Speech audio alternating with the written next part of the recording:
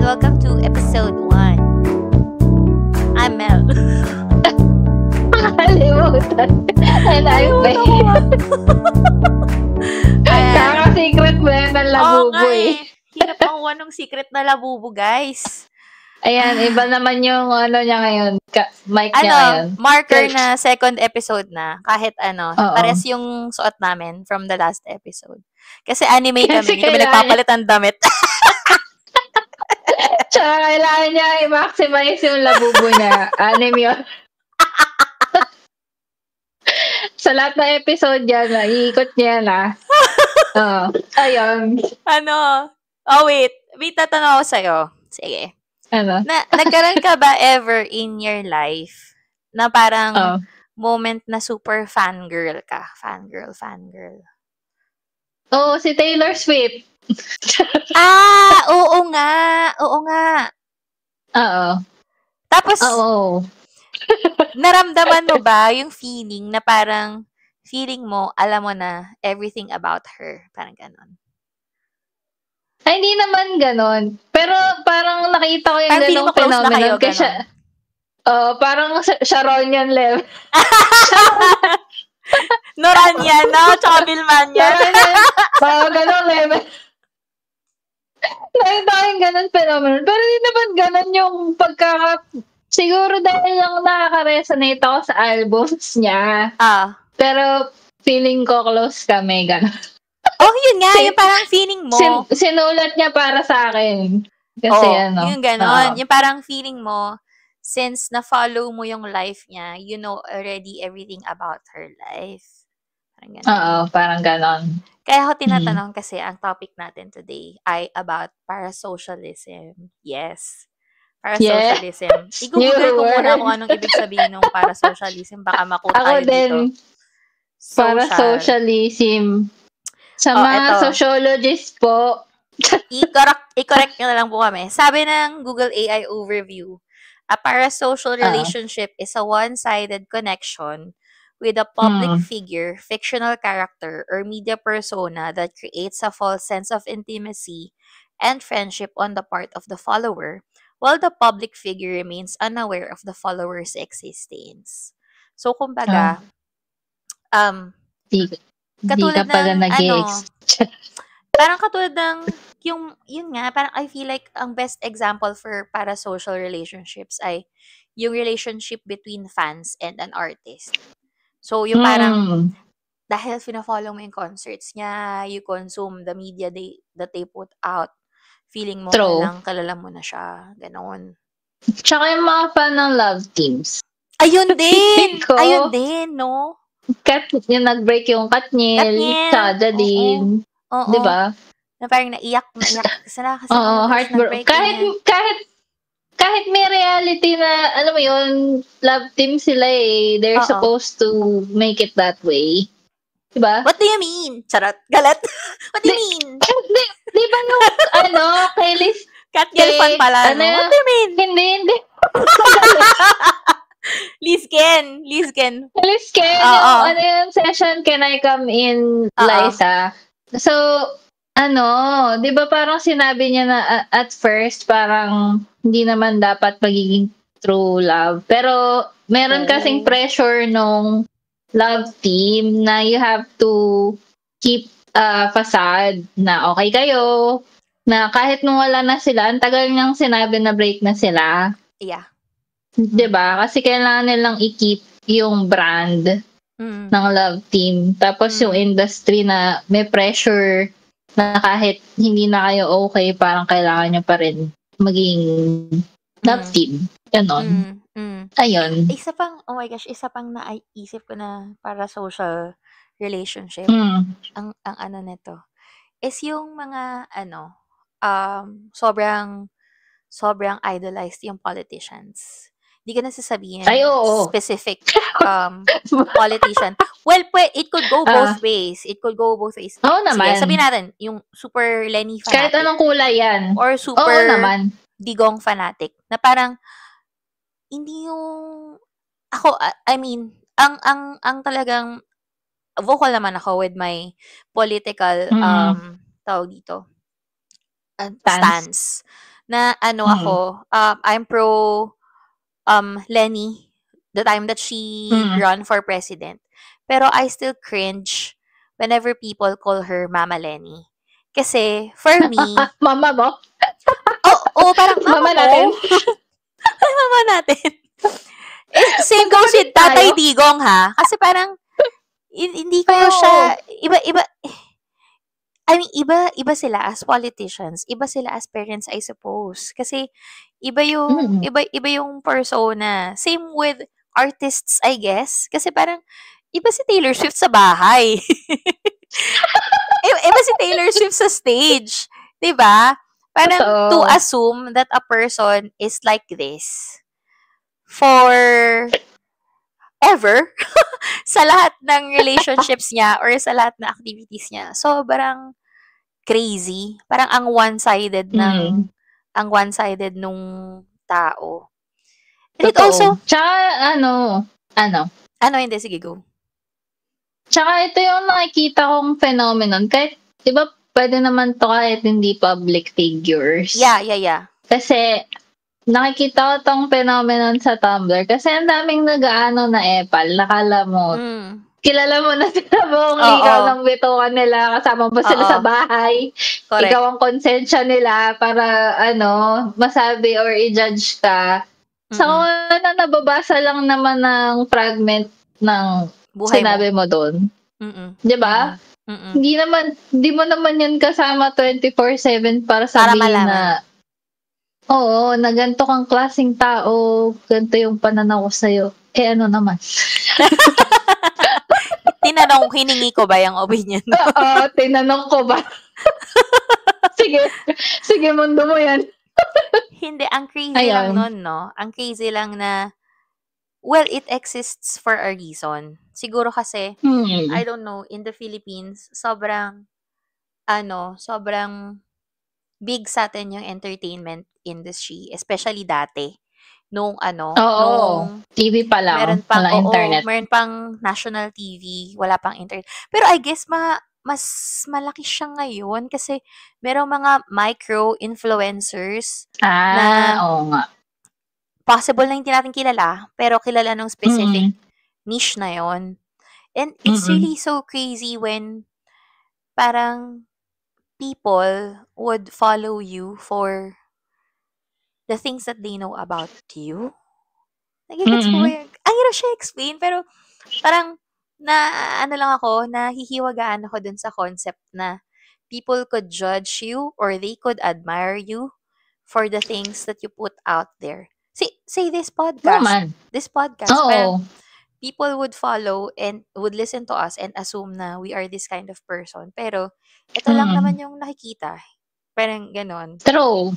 Oo nga. Tsaka kahit naman sabihin mong social media, hindi pa rin 24/7 ng buhay ko nakikita sa social media. Correct. Diba? Hindi naman lahat natin, hindi mo naman sinasabi lahat ng nasa personal mong buhay sa social media. Meron ka pa rin kinikip sa sarili mo. Pero dun sa para social relationship na feeling mo, kilala mo na yung isang tao dahil nakita mo yung vulnerable side nila, which is a small percentage of their lives. Para masabi lang na kilala mo sila ng ganong level. Kaya ang nuanced for me ng concept ng cancel culture. Kasi parang true. Lahat naman tayo, meron tayong tendency to make a mistake. It's just that yung mga naka-cancel, publicized yung mistakes nila. Tayo, hindi. And also, kasi wala tayong audience, wala tayong following. So, kung may magawa tayong, kung mag-slip tayo, hindi siya masyadong malaking impact kasi ito lang tayo I mean. Oo, kami lang to. Kami lang to. Compared sa iba, di ba? Parang, wala lang. Ang nuance nung, parang pag canceled na siya forever. Of course, to some extent lang naman, to some degree. Pag pumatay ka, talagang ibang level naman. Oo naman. Lalo kung bigot ka. At sa unang-una. Looking at you, charot. Pagkagalit. pag-atake. Pero yun din, alam mo yung sa The Morning Show, nahihiwagaan ako sa industriya ng media. Kasi, sa isang side ng para-socialism, meron ding media na nag-filter na gusto nila ilabas sa tao. Kasi, yan nga yung, yung trabaho ng mga publicist and, yung tawag kay Tri? Yung si Tri ni Taylor Swift. Para siyang, hindi. Si Tri na parang PR. Pagod na akong i-follow yung buhay ni Taylor, te. Kasi ang daming hindi ko na siya kaya mag-decode ng mga kung ano-ano. Hindi, meron siyang PR manager na nag-aayos ng paano yung magiging stance niya, kung paano siya public image, yun ganyan. Nga, brand niya. Oo, parang, ang tawag sa ganun, parang brand strategist siya. Yeah, pero di ba, may nagfi-filter din talaga ng kung anong ilalabas nila sa media. Tama. Hindi naman, kumbaga, hindi siya accurate na na portrayal na nilalabas sa media, di ba? Kasi kailangan nilang isuot yung persona na celebrity sila. But hindi may human side through their songs or sa mga output nila. Pero na siya, process na siya. Hindi siya raw. Correct. Diba? Kaya nabibilib ako sometimes with the people, yung mga media people, na meron silang persona sa media, pero meron silang yung totoo nilang life. For example, kasi I listen to Good Times with Mo sa umaga. I know a lot of people hate Mo Twister if he's still relevant and if people still know him kasi na siya pang mga 90s ganyan. So, well, during the early times of his career, sobrang dami niyang cancelable takes ganyan. Tapos, di ba meron siyang issue na nakalimutan ko na basta pag narinig ko yung pangalan niya, alam ko may issue siya. Laging may issue, diba?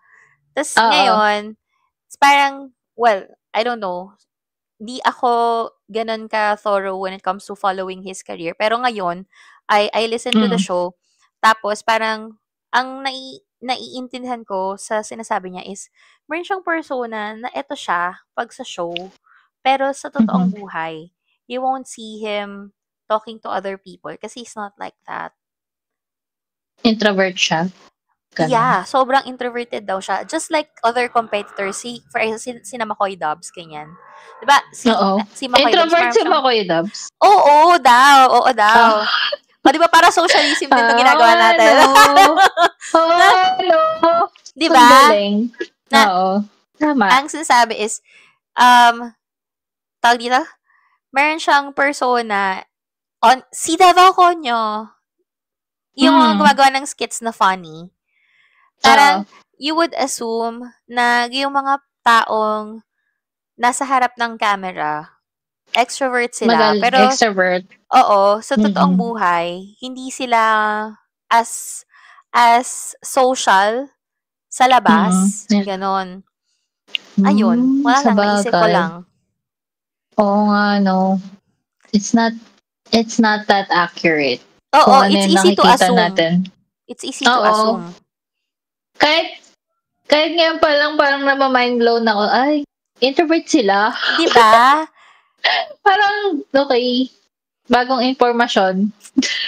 Pero kasi, to be fair naman, with people in general, whether extrovert or introvert, I think, is, kasi ang pagkakaintindi ko parang ang general notion is, yung mga introvert, hindi sila masyadong palalabas, hindi nila masyadong inaano yung presence nila. Hindi nila hinahayaang ma-feel ng iba yung presence nila, ganon. Pero it's not always the case. Kasi meron namang mga tao na pag small group lang, okay lang to interact. Pero kapag big group, yun na yung medyo overwhelming, I guess. Oo. Actually. At saka may hot take ako sa para-socialism. Makakancel ba tayo dito? Hindi tayo relevant enough to be cancelled. Ay, hindi. Yung sinasabi natin about nuance daw kasi, parang may nabasa ako ng TikTok na it's easier TikTok to University spot na naman tayo. Oo, TikTok University tayo. Sabi, the easiest way to spot an idiot is to, makita mo kung sino yung judgmental na black and white thinking. Yes. Kasi, for you to see that a situation is nuanced, kailangan mo ng certain emotional intelligence to see all sides and possibilities. Yes. Kasi, yung brain natin, ano yan eh, tamad yan eh. Kung ano yung nakita niya, yun na yung impormasyong, yun na yung impormasyong i-absorb niya. But for you to think other types or other possibilities na nuance nga, na hindi naman, kung ano yung nakita natin, yun na yun eh. So, yun yung key daw to see who is the idiot. Basta yun yung sinabi kasing fake, cancelable kasi siya. Pero yun nga, parang for you to see that the world is nuanced, yun yung isang malaking factor para masabing emotionally intelligent yung isang tao. True. Ayun na lang, kaysa yung isang idiot. That's a nice way to put it. Ayun. I really don't want to dwell too much on this topic. It's just that na-amaze lang ako na meron palang ganong may ganon palang concept para socialism. So, ayun. Sige. Ano na lang ang takeaway natin dito sa topic na to? Ano ba? Siguro parang for us to say that we really know a person, parang kailangan mo masabi na nag-share siya sa'yo or makita mo lahat ng seasons in life. Pero for a celebrity, that's difficult tapos Oo, pag celebrity. Hindi. Pag celebrity kasi, kailangan, hindi mo na kailangan bigyan ng time of your day na i-cancel yung isang tao. Pero, ayun, parang yung i-hate sila with all your might. Kasi, celebrity sila, wala naman silang pake sa'yo. Diba? Their job is to entertain. Oo nga. Exactly. Kaya yun, parang hindi naman natin kailangan bigyan ng time of day. Yung ganong unless life and death situation and ayun. Sige. Sa akin, ang take ko lang with this one is, yeah, sure, we turn to artists in general when we feel alone or when we need comfort. Pero we must also understand na that's just it. Yung kinokonsume natin is just part of their work. Ang hirap, like for example, I like Murakami books, but I don't like him as a person. Yeah. Diba? And how he writes women. Yeah, how he writes about women. Oo. I like certain bands, their music, but I don't like them because may mga issues about assault or whatever na they did in the past. Parang, pwede natin siguro i-appreciate yung mga works na pinuput out there, pero we cannot really assume na a person is like this or like that just because we have consumed something that they put out. So, I guess it's better to invest in relationships na talagang tangible na makakita mo sila or makakasama sila. Or, sige, kahit online relationships, pero two-way yung communication.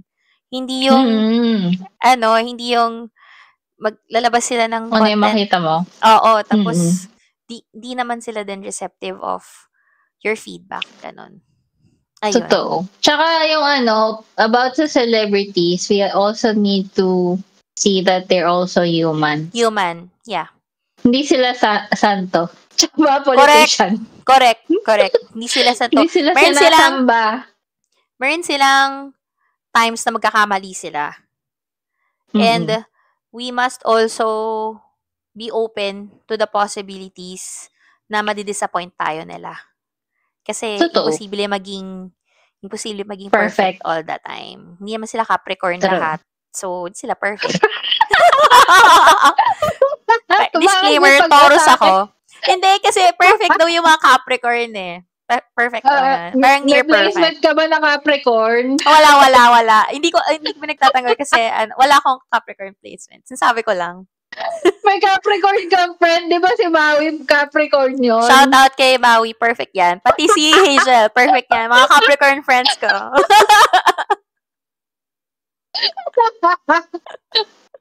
Anyway ba? Ayun. Sorry sa mga Capricorn. Hindi. Totoo yun mga Capricorn, mga dependable people. And they rarely commit mistakes. Hindi yun pressure. Hindi yun pressure. Sabi ko lang.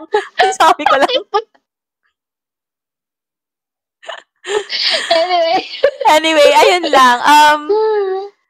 Ayun. So, pangalawang recording na to. Tatry namin mag-record ulit this week. Kasi, last week hindi kami nakapag-put out ng episode kasi nga, nagkasakit ako. And, ayun, we'll try to be more consistent with, posting every Monday. We're back to posting every Monday. And, just like to remind everyone that our socials are still active.